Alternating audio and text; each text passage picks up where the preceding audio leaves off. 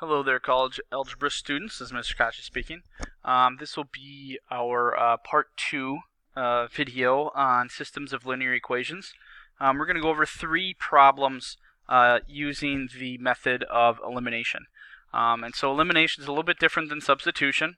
A lot of the times it's quicker, but there are some, we'll be talking later on in the course about when it's faster to use which method.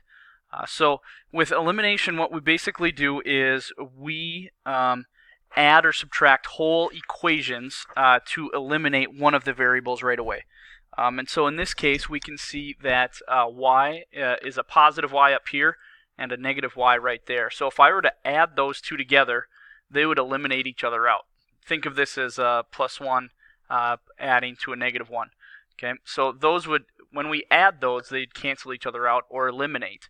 And so then we would be left with 12x equals 24, and then we can divide that out on either side and get x equals 2. So as you can see, it's a little bit faster than substitution in that respect with this type of equations. Then what you would need to do, just like we did with substitution, we're going to have to plug 2 back in to find out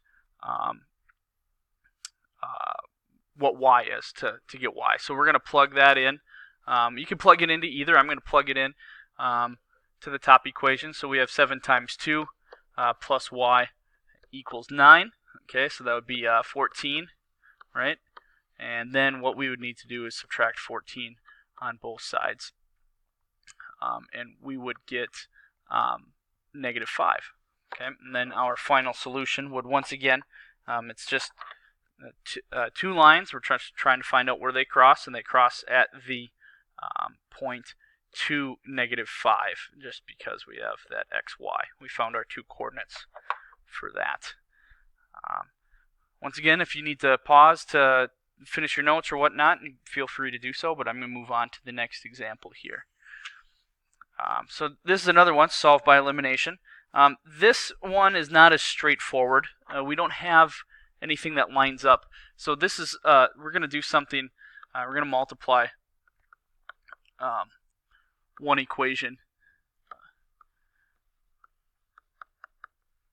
by a constant.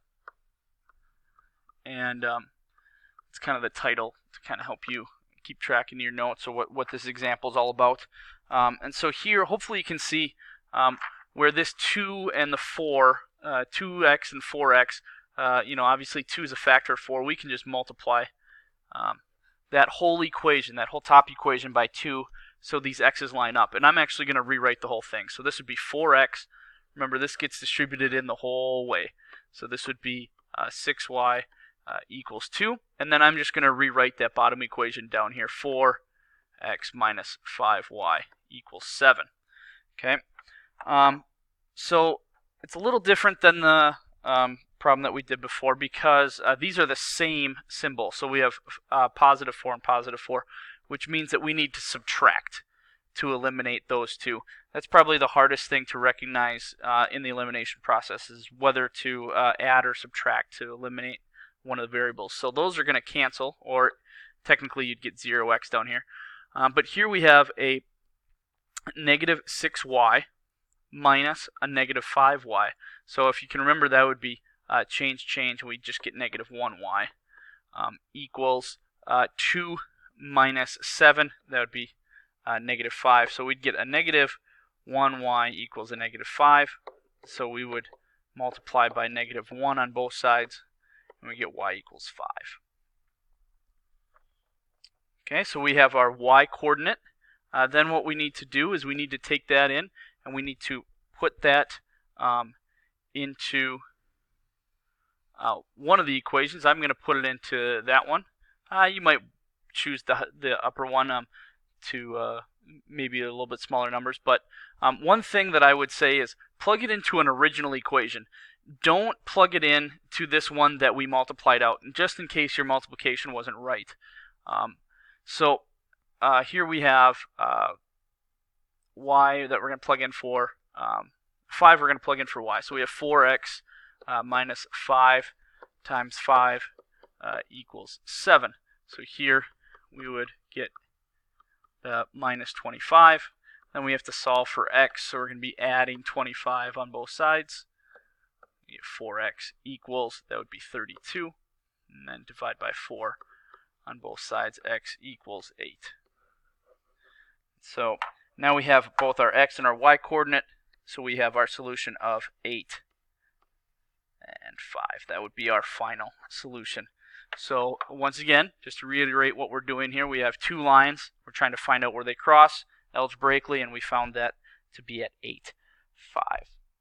All right. Once again, pause if you need to do finish any notes, but we're going to move on to our last one here. So now, this one's going to take a little bit more work because there's no factors of each other, right? So 2 doesn't go into 3, it go into -3, or 7 doesn't go into 10, anything like that. So here we have to manipulate a little bit. Hopefully you can see how if we have 2 and 3, we can have a common multiple of 6. Okay, and so here we would multiply the top one by 2, and we would multiply the bottom one by 3. Now it's going to be a -6 and a +6, but once again that's okay because we can just add them instead of subtract them to eliminate that variable. So I'm going to rewrite those again. So we have -6x plus, remember it goes all the way through, all the way to the numbers at the end. So that would be 20y equals 10, and then down here this would be a +6 plus 21y equals 3 times 24. That'd be 72. All right. So then you would see that the 6 and the 6x on the bottom and the -6 on top are opposites. So we're going to add those two together.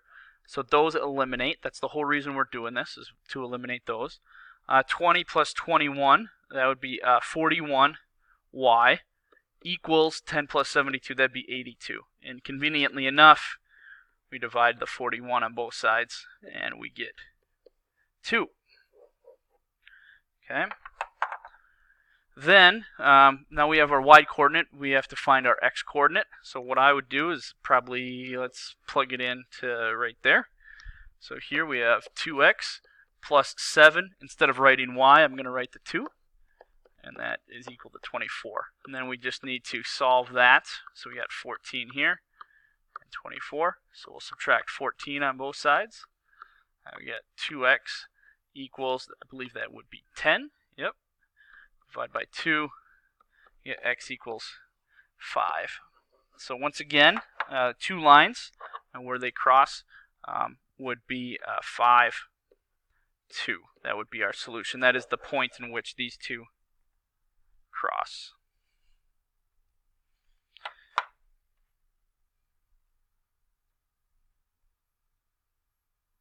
So, that being said, that wraps up our 3 examples on elimination, and I will obviously be around next time to help with any questions that you have.